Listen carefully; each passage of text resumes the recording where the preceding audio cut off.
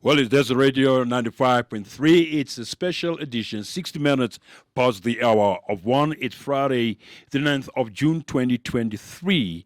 Now, we have a special program that will be going on each Friday, every Friday. Of every week, and it's known, or it will be known as The Ring. It will be running between 1 and 2 in the afternoon every Friday. Now, the topic, just to get the ball rolling, is that we're looking into racism. Is racism and discrimination negatively affecting sports development in Namibia? That's the topic. Is racism and discrimination negatively impacting or affecting sports development in the country? I will be joined, to dissect this topic. I will be joined by Mr. Deoli Pula Hamutuma, a PhD holder in sports management and chairman of the board of NAMSCOR Sports Consultancy. I'll also be joined by Mr. Freddie Muir, the chief administrator at the Namibia Sports Commission, and also a former sports commission Chief Administrator, Mr. Reza Mokhane, who will be giving us his perspective as far as racism and discrimination into sports is concerned. We'll take a quick break and we'll continue with this beautiful, enlightening topic. Well, this is Desert Radio 95.3, and like I said, I introduced that we have a new show that will be running between 1 and 2, and it's called The Ring. We're talking about racism and discrimination in sports, whether racism and discrimination negatively affecting sports development in Namibia. I said that I am joined by Mr. Deoli Pula Hamutuma, a PhD holder in sports management and chairman of the board of NAMSCOR Sports Consultancy, Namibia Sports Commission Chief Administrator, the current one, Freddie Muir, the Chief Administrator, and also the former Chief Administrator of the Sports Commission, Mr. Rasem Mokhane. Gentlemen, good afternoon, and welcome to Desert Radio. Good afternoon. Good afternoon. Thanks for having me. Good afternoon. It's a pleasure. It's a pleasure having you. And let's get the ball rolling. Are there challenges in terms of black Namibian children getting involved in a rugby, cricket, hockey, tennis, or golf, sports traditionally, viewed as white sports? Or is there any reason why we cannot have our Namibian white, children playing football, for example, at the Sam Nujoma Stadium? What has been done to promote cohesion and inclusivity in sports? Now let's get into that before we get into the Mr. Deoli Hamutuma. Thank you very much, John. And let me begin by first and foremost recognizing my two brothers, Rasten Mokhane, who I had an opportunity to work with him for many years, and my brother Muya here, who we enjoy very, very good working relationship. I think it is important when we are discussing this subject matter called racism in sport to look at two distinct words in a sentence. That is racism, and the second one being sport. And I think it's important that we draw inspiration from history just to have a better understanding and context, so that we do not just discuss the topic in isolation, but really look at the issues at hand. As you recall, that we need to take this conversation from a bit, without going too much into history. Yeah. In 1884, when the scramble of Africa, of which Germany took over Namibia as a colony, when the Germans came here after 1884, they brought their own culture, their own discipline, and also the form of sport that they wanted to play. And the primary objective of that was to instill a culture of discipline and work ethics. Fast forward, you would then recall that when the apartheid came into power in 1948, they also brought in their own rules and regulation that impede a new culture of homeland system under the Oriental Plan. It was on that basis that history indicated that there were a lot of separation in terms of blacks and whites, how they play sport from an infrastructure point of view. And I think that context is very, very important to give us a picture of where we are coming from and where we are right now. So I just wanted to give that context to say that let's have this conversation by appreciating what has created the challenges that we are facing, so that we are not only looking at the challenges but connecting the history and maybe finding some solution moving forward. Thank you. Mr. Russell Makhane? I also want to recognize my friends, the doctor, as well as Mr. Muya, who is my successor. And of course, as the doctor was saying, we worked together for a very, very long time. And I really appreciate to share with him these things. Of course, what doctor said, that is 100% correct. The ordinary plan, the segregation in sports and all those things comes from the colonial time. Now, myself, as a person who played soccer before independence, one thing that happened in soccer in particular, maybe I brought it a little bit closer to in the 70s and 80s, you know, SKW, Ramblers, Windhoek City, there was such a club where mostly white teams. But then our teams like Black Africa, Orlando Pirates and that, we were black teams, but we had a league that we played in. Now I have to tell you that we then we had a national team, what we call West Africa Nationales Fund, where, you know, Hasso them and all those guys, we played together in one team. So in that, closer to independence, maybe we already played in soccer, but together. But some sport codes like hockey, cricket, and I think also rugby, and other sports like darts and all that. Some of them were, the management were totally white, and some of the sport codes were families. So, and in particular in the white group. So it means that was maybe racism that time. But now, as the two of us and all of us know that I hope I don't have it wrong, but in 2003, the new act kicked in. Am I right, Doctor? You are right. The amended. Yeah, kicked in. Yeah. So there was the Sports Council, and the Sports Council consisted mostly of the sport codes, and they came to elect a leadership. But most of those codes, I can say nearly 95% were totally white. So it means the executive of the council was totally white most of the time. I think they invited maybe just soccer or something like that. Yeah. So one can say in that context, there was some racism in sports. But after, and I was lucky that after the act, I was brought in as a sports commissioner, as a chief administrator, and we made it very clear to the sport codes, you know, your management, your structure and all those things must include blacks. And you can see how the sports commission is consist of. Mm-hmm. It is the sport codes that will come with recommendations, and then the minister will then appoint accordingly. You know, he takes one from each federation. I don't know whether it's still the same. And then he has 4 other people that he preferred to come in. So the overall sports commission was then the right thing, that we think it should look like that. Mm-hmm. But in my time, we pushed really some of the sport codes. I don't know whether I should mention them or not. Please do. Please do. Yeah, there was, for example, cricket and hockey. Yeah. We pushed them and say you have to bring in and rugby also, because there was a lot of problems in my time with rugby in particular. There was a time that we were called to the parliament to mention some of the things that we have to correct.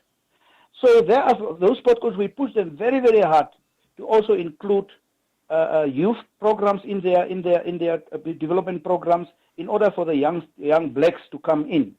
Now I see some of the blacks now also in cricket and hockey and those type of things. Mm-hmm. So I think, I don't know how much when we do a research how much success we had, but I think blacks becomes, because in rugby I think there's some successes in it. Mm-hmm. So that is what happened. But the thing that was also, according to what doctor was saying, that other thing that also played a role was PE at sports, at schools.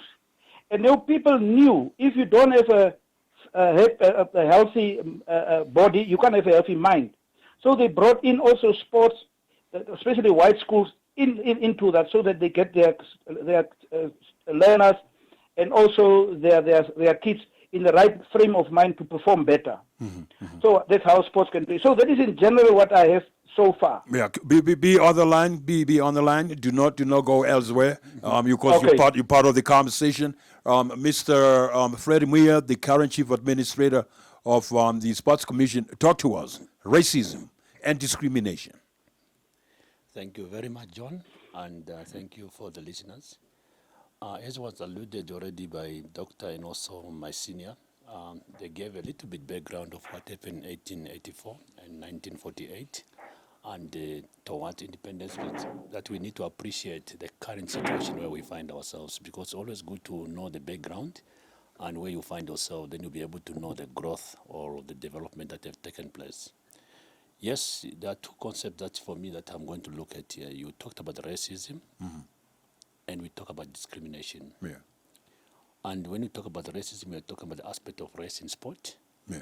And the discrimination, it goes across all boundaries. Even within the black community, there is that form of discrimination. I'm very happy when the former chief administrator, my senior, who we communicate much, he talked about cricket, he talked about hockey, he talked about rugby, the challenges that he experienced during that given time. I'm so fortunate that I got some few statistics that I'm going to share during the process, but I will base my argument much on the Ombudsman's report of 2017, which highlighted a certain few sports codes that they were still having some form of discrimination in terms of race, and also discrimination in terms among ourselves. I remember cricket was mentioned as one, rugby was also mentioned as one, hockey and gymnastics, there was part and parcel of them among many. But at the same time, they also mentioned on the opposite, some form of racism in other sports that are now majority black community. What do we do to ensure that we also allow people from the minority group to join? To be part of the To be part, yes. because we need to look about a $1 coin have got two sides. We don't just necessarily look at one side. But maybe honestly speaking, there had been a very great improvement in terms of how we have addressed this situation, especially if you look about rugby. They went to the World Cup, the previous time. That was the fifth, World Cup. They had 52% of people of color in that national team, which was a plus. And they had 48% of the previous three, advantaged communities. So there had been some form of transformation there. I may also look about the aspect of cricket. There have been a really great change, especially of late. Cricket now, I remember 2 years ago, they even won, it was Kunene that won the development program of the year in the country. Kunene, if you look about Kunene, is a very marginalized community that comprises of the majority of our people. And you could see that there is that changes. I may say I must also give credit to the new CEO of Cricket Namibia. Really have done quite a lot of strides, but we may also give credit to those who were also in charge by that given time. But I must be honest to say, currently now there had been some great changes there. Hockey, yes. On term hockey, I can say in terms of the technical aspect, yes, I can say yes, something happened, but I'm still having a doubt in hockey. But among the youth, we were good to see, this youth development program sponsored by Standard Bank, where Indura have been involved. At least there have been changes that they've penetrated. But when you look about the national team itself, I looked about the team that went to the World Cup this year for male and female. I'm not quite satisfied yet, I must be honest with you. Why is that? You could see, I don't think as much they're doing development, but we don't see the result that at least they can also be able to graduate into the senior team. You could see, look at the female senior in the hockey team. Now our sister Mango have gone in retirement. I can tell you there might be only now one or two people of color in that team. So I think we really need to see to it that when we talk about transformation, we really mean business. So hockey, I'm still having a very big doubt. I looked about the male team. I can assure you there isn't any change in the male team at its end. But there's a lot that have to be done, but we need to understand where we come from. It was mentioned by Doctor and also the senior.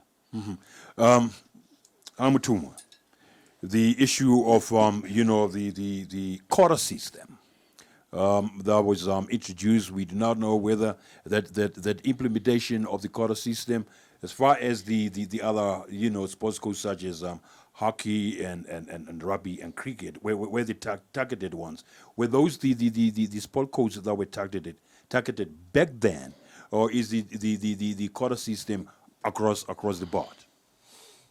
You know, when I recall very well when the debate around the quota system started, and I must be honest that we were quite heavily influenced by what was happening in South Africa as far as cricket and rugby is concerned. But I think the challenge that we have in comparison to our counterpart in South Africa is that those quota system that was made to discuss issues around transformation needed to be backed by policy intervention. The last time I left sport, we were still talking about, we're still dealing with the 1993 sport policy. And as you recall, that sport policy was predominantly created, as Rustin was talking about, to try and shift into a new gear to address the issue of inequality in sport. Hence, at that time, we created now institutions such as the Sport Council, Sport Commission, to address the issue of racism. So whether there was that aspiration of creating quota system, I don't think whether that aspiration could be substantiated or supported without having policy regulation or intervention that would then say, for cricket, for you to become, for us to penetrate a quota system in cricket, what does it mean in terms of regional development? Yeah. What does it mean with regards to representation? So, and there must be some check and balance that are built into these policy frameworks. But I think my colleague from the Sport Commission might be able to in a better place to tell us whether yes. there are new policy or new act that are created to really talk about how best can we discuss the issue of transformation. Mr. Mokhane? Yes, one thing that is very clear is what Doctor was saying, that the policy, if there's no clear-cut policy that supports quota system and transformation, it makes it very difficult. Let me tell you the challenges I had, for example, in terms of transformation. It was in my time that we had to move from the Sports Council to the Sports Commission. So we had to convince, quote unquote, the sport coach to come over. Some of the sport coaches told me, said, man, we will not go over because we have enough money. We don't need the money of the government. But we had one very strong point, and that was you cannot participate internationally if you don't have the support or a letter from the Sports Commission. Yeah. That hampered more or less for them to move and play outside. I know some of the sport coaches, for example, in Oranjemund, they just moved over to the border to play there. But I had a meeting with the Ministry then of Immigration, it was Immigration, to tell them if any sport coach wants to go out of the country, they must have a letter signed by me, the Sports Commission. So then, and we had also a meeting on the what we call the where all the sports commissions and sports institutions came together, so that we discussed sports, especially in SADC. So we agreed, if any sport coach come and compete in any other country in the world or in SADC, they must have a letter from the Sports Commission. So it helped us a little bit to curb this thing of people just doing what they want to do. The other thing also I challenges with, I will mention the sport code, motorsport. It was one of the problems. They didn't even have problems not having black people because it was a very expensive sport. It's a very expensive sport because you have a racing car, which is 1.4, 1.3 million. But then there are also problems amongst themselves because they want to manage different type of things. And I told them, if you don't do these things, we deregulate you. So I had to use this type of power of the Sports Commission to force them to do certain things, to elect black people, for example, not just to participate outside the country because they think they have the money, they don't need money from the Sports Commission. And I also told them, before you go out of the country, at least you must come to the Sports Commission And like I'm very happy that my colleague now, the current chief administrator, is doing that, inviting them to the office and give them the jackets and give them the go ahead to go that. So there are a lot of challenges. Most of the time, challenges I had to convince them come over. But at least after 3 years or so, we had most of them, affiliated to the Sports Commission. But there is really some progress, I must tell you, and I'm happy that the current chief administrator told us that there's this. But the most important thing is that policy. That must be support the quota system and all these many things. But I think in general, we don't have such big problems like in Europe where people are, sweat at. You remember these things in soccer now?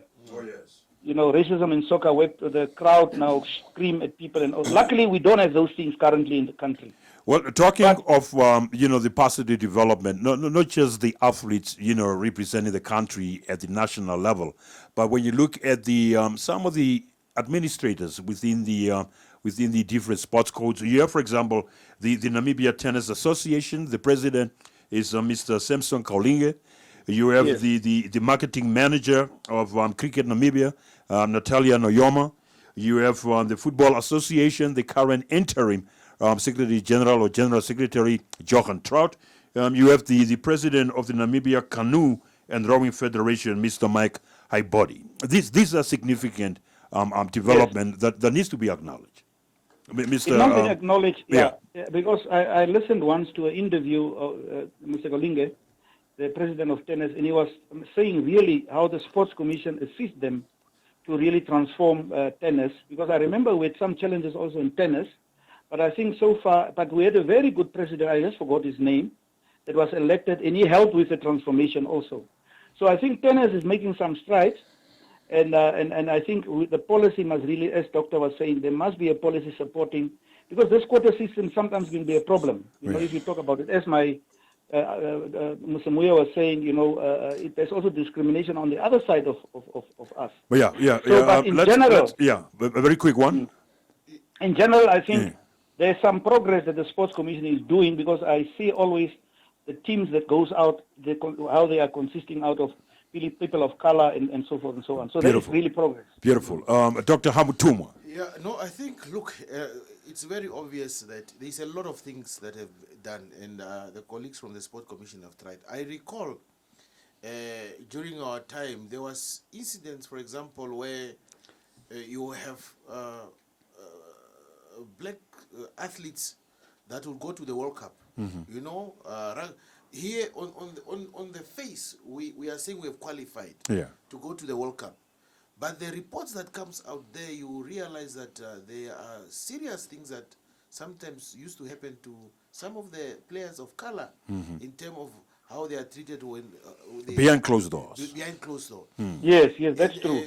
Uniform Rustin, you remember that whole issue that we were dealing with at the rugby, where there was just problems. Yes, I remember rugby was a big problem. They were not getting the right shoes. Others are getting different bottles Yes. of water. So there were all those issues. Yeah. But I think what we need to do, I want to caution ourselves to move away from the word quota system. Yeah. Because I think that word would make us to start to Fred Muya, underline that. to start to think that we are just a nation that believes in piecemeal microwave solution. If we cannot do that, then we have a quota system. What we need to do is a wholesome approach. Create regulation, create policy, invest money into the policy intervention. Make sure that those sports that you want to have quota system, create opportunities to develop in the region and allow the region to participate, and then you would have no need to be talking about quota.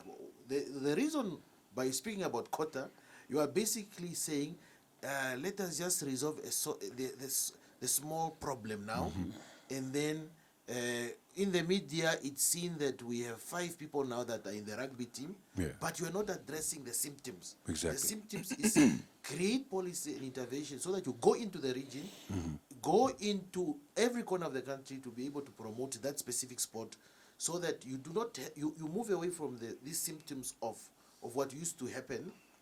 You have one cow that you want to milk, and then you exhaust a system. Window dressing. Why not why not have 100 cows, generate more cows so that you milk them? Yeah. We kill a system by only focus on one cow, have a quota system, 5. And if those 5s are gone, we do not replenish them because we are just worried about a system of 5. So let's be bold enough to say, let's go out. Forget about those quota systems. We have spoken about the quota system for the past 20 years. But the solution is not the quota system. It's broad-based development in the region. Well, I'll come to Mr. Muya. I just want to freshen your mind a little bit with one of the, Southern Africa's late president, Nelson Mandela. We said that sport has the power to change the world. It has the power to inspire. It has the power to unite people in a way that little else does. It speaks to youth in a language they understand. Now you have a situation where you have the public schools and the private schools. Public schools under the NSSU, private schools organizing their individual events. Now listening from what I've just quoted, going forward as a nation, for the youth to be one, because you have a situation where the private schools, obviously dominated by the white community, have their own sporting events. NSSU public schools have their own events. How do we deal with that with such a situation? Thank you. Before I attempt that question, which I will really clarify, I just wanted to go back on the aspect of policies. Yeah. I'm very happy that my seniors here, they highlighted the issue of policies, like we got the sport policy of 1993. It is indeed the sport policies. I mean, we need to have policies in place. Because for us as the Commission, our main mandate is to implement what is in the policies, because we don't design policies. At many times, I think in Maseru, we had the Council of Ministers resolution for the region, and it was agreed upon that the function of every Ministry of Sport in the region must be only on policies. Sport commissions to implement programs, sport development. Olympic Committee to look about elite athletes. This is the challenge we are still experiencing at home here, because we've got sport officers, quite a number of them, not attached to the commission. We just want to have a limited number of people to design policies at the ministry. Like in Botswana, they've got only 7 at the Ministry of Sport. They've got 86 at the commission to implement the programs. For us, we are having what we call, I think you find yourself that our work are not well coordinated.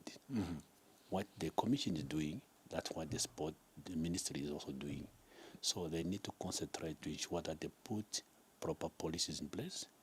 The issue that we are dealing here in terms of transformation, because we could use other policies. However, what we are doing, without those policies, we have tried all our level best to encourage people. That's what we normally do.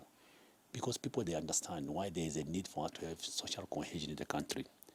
If I can tell you now, the challenge we are now experiencing currently now, before I go to your question, as much as we've done what we could do, teams now, there's another form of discrimination, economic discrimination. Because a team, to go to an event now, you have to pay, because there's no resources that comes from state, very limited in number. So now they use what we call, I even call those teams many times. I normally make a joke. I said, this team is affordability team, is not a team based on merit. Because if you can afford, then you go. A good athlete who cannot afford cannot go. Can you see? Another discrimination that we have realized is coming on board. That's why what we said with limited resources, what can we do? We came with a policy, which is an internal process sport commission, that within SADC, it's applicable that no national team must fly. They must just drive and use a government bus. At least to give opportunity to our Namibians, to give opportunity to the black community, those who cannot afford, that they can be able also to participate. That is the only way that we are trying to do, by the way, to ensure that at least there is a little bit drastic or a small change that can take place within the community. I think your question was on the public schools or the private schools. Thank you. If you look about our Namibian constitution, which is always very good for us also to look about the constitution, there's a freedom of association. Oh, yes. Yeah, that one, we need to respect it also. However, we discourage such type of discrimination in terms of having separate groups. That's why we cannot register that another organization within us. And they know for sure, yes, we cannot go there and say, stop what you are doing. But what we do, we only recognize Namibian School Sports Union for any international participation, and when we sanction them to have a national team. Yes, the others, they can organize themselves, but we always discuss by saying, how would you take your child to an institution which is not accredited? You know your child will never go to an international event. So that's one thing we are doing. And you have seen of late now with the new acting coordinator, that's one thing that we are busy sensitizing, people on the other side. Yeah. Say, yes, you are free to associate yourself, but we encourage you that if you want your child to go to a recognized institution that is registered with the current government, you need to go through Namibia School Sports Union. I know it's a challenge, it's not so easy, as we know the background where people came from, and sometimes some people, they come with their hidden agendas, but that's what we are still putting on our table, that we only recognize Namibian School Sports Union because that was created by cabinet directive. Now, Mr. Yeah, Doctor, yes, teacher, you want to come? Yeah, I again? just want to mention. Just quickly, just I quickly. what Mr. Muya was saying there about staff members. In my time, I was maybe the only person that was really directly involved in sports at the Sports Commission. It was other people could not because first of all, the salaries was not good enough. But I want to tell you honestly, I must give credit to Honorable Mutorwa, Honorable Sledvine, Honorable current Minister Chongarero, and Honorable Simata. Those chairpersons, and of course others also, they fought really for funding. They really give help for funding. They also went to sport coach where the time, I don't know whether it's still in that happens, like you're saying, like in my time we had some sport coach under the sports commissioners, and they would address that. But those people, the names that I've mentioned, they really did a good job by forcing some of the sport coaches, especially in the time of Sledvine and Chongarero, Honorable Sledvine, Honorable Chongarero. They really forced those people. And in the time of Honorable Mutorwa, he brought in policies. He was fighting for the policies, and in his time that the policies came up. But really, as Mr. Muya was saying, it's a challenge if the Sports Commission doesn't have staff members. Because that is a big institution with very little resources. Yeah. If the resources can be brought in, it will help. And that is how we can manage the sports better. But I must tell you also, people cooperated in particular at that time. They tried their best. But I like this issue of what Mr. Muya was saying, and we also push that only the NSSU is a recognized institution. No other sport coach in terms of schools. Because the private schools, they have money, they have facilities and all those many things, and at the end of the day, they can afford. A parent can afford to send the kid on a plane and they go. But in our black community, it's very difficult. I see sometimes on TV, good soccer players. There was one incident where a kid could not go to Europe, and the aunt was sitting on TV and begging for money. But you don't see in the other groups that people are begging for money. So I agree with Mr. Muyo that we must make things easier for the previously disadvantaged or whatever, for the previously disadvantaged people to also participate in sport, because the talent is there. The talent is there indeed, Mr. Hamutuma. Just this year, Athletics Namibia decided to include Paralympic athletes in their annual Grand Prix. Now, how has that development impacted, positively in the fight against discrimination? I remember back in the days during the Sports Awards, we were questioning why the para-athletes are not part of the annual Sports Awards. I think now there's that inclusion. If we're not, there is that inclusion. And since the introduction of para-athletes, we are yet to see aspiring para-athletes from the white community. Don't we as a nation have physically challenged Coloureds, Busters, Afrikaners to take part in these Paralympic competitions? Okay. Thank you very much. Before I answer that one, I just wanted to pick from what my colleague was talking about, economic racism, because I think if we do not address that, that's a big one. That is a big one. We make injustice to the conversation. Look, I think the era where we have been talking about sport as a leisure, I think that era is outdated and it's not sustainable. Matter of fact, Muya is very correct to say that the ministry must be streamlined so that you have very few people in the ministry that just look at policy intervention. And capacitate the Sport Commission to make it a body that talks about the economics of sport. And it's only when we have money that you cannot change a system, comrade, if you do not have money. You cannot want to talk about inclusion if you cannot have money to transform, creating infrastructure, opportunities for young people to go around the world. I think that that one is there. As long as the Gini coefficient, the gap between the rich and the poor is there, you are going to have private entities that are going to fit into the gap.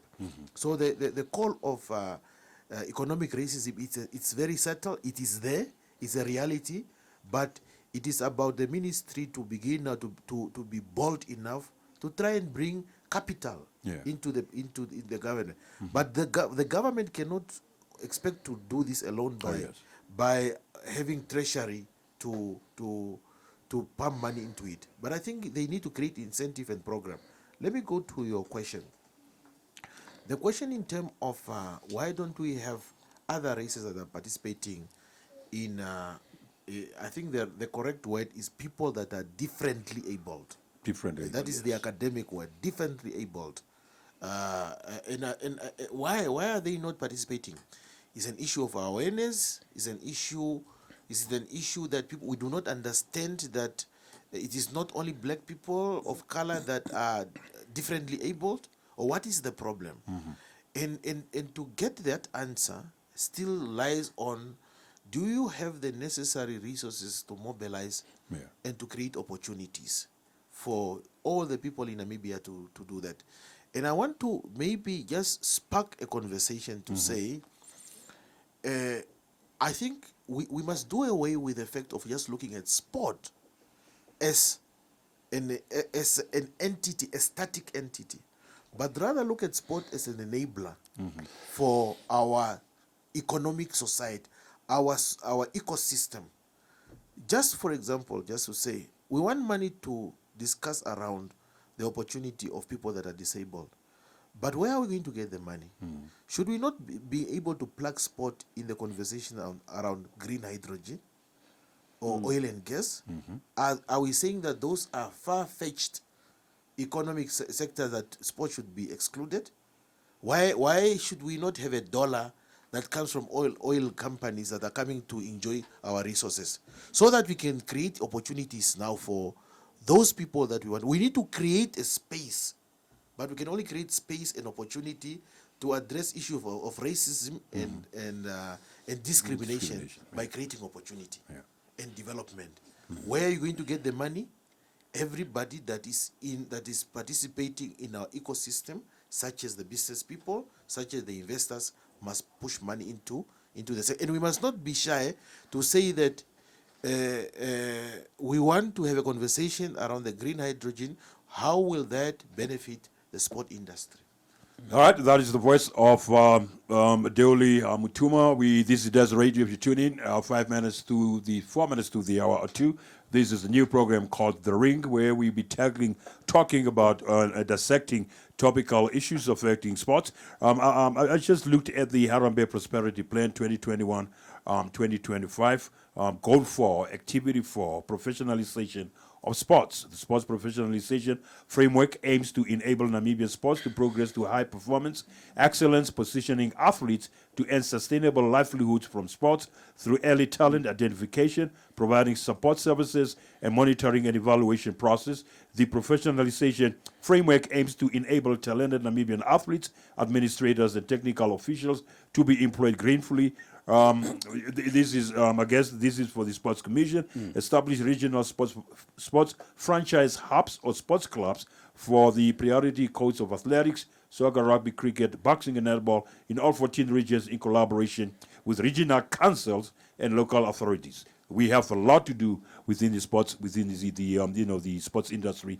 Mr. Mokgane, your final words before we round down. Yeah, my final words is, and I want to link up what my friend was saying, doctor, my He said I'm the senior, so I don't want to say he's junior, but I think he's junior. Yeah. Let's have, and the economic part is very important. The ecosystem, what they have mentioned, those are important things.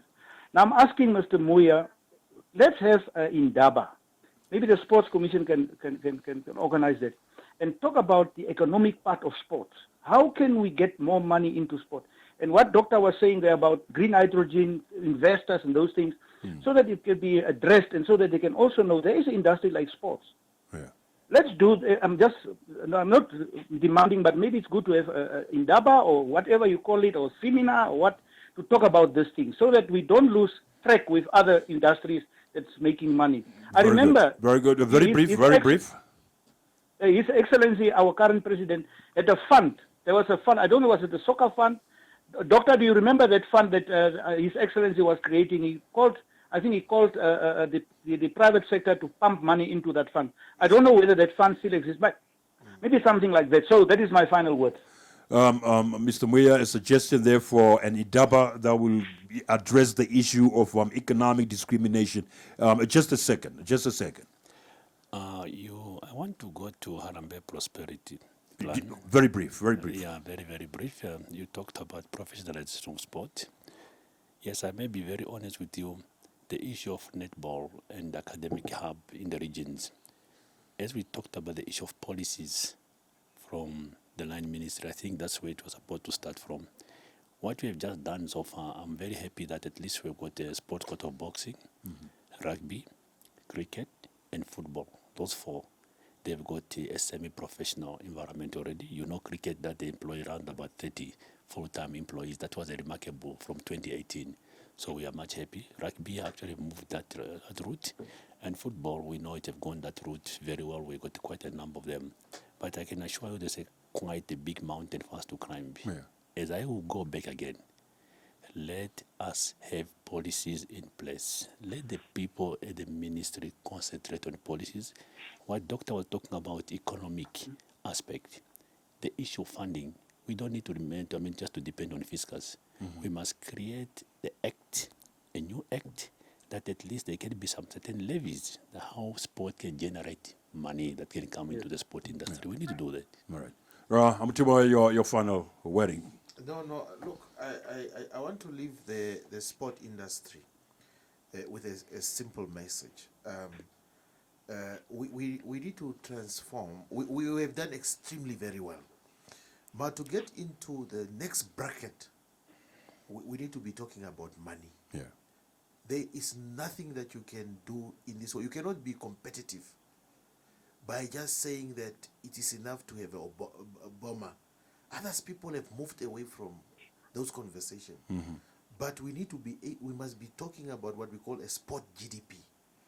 So that even Shimi in the office must be able to say, what value are we bringing into the coffer? And how do we build an ecosystem that supports sport, so that sport is an economical sector that creates employment and it also creates revenue to government. It should be the other way around. We should not be the one getting money from government. We should be the one giving money to government. Well, that is the voice of Dr. Deolipula Habutuma, the PhD holder in sports management and chairman of the board of NAMSCO Sports Consultancy, Mr. Freddie Muya, the chief administrator, or is the chief executive officer of the Namibia Sports Commission, and the former chief administrator of the Sports Commission, Mr. Reza Mokhane. Gentlemen, thank you so much for joining me on the May 10 edition of The Ring. Obviously, we will be continuing with the other conversations dealing with sports next week, Friday, between 1 and 2. It's really been a pleasure knowing that I brought you the big names. Thank you. Thank you so much. Thank you so much. Okay, bye-bye. Bye.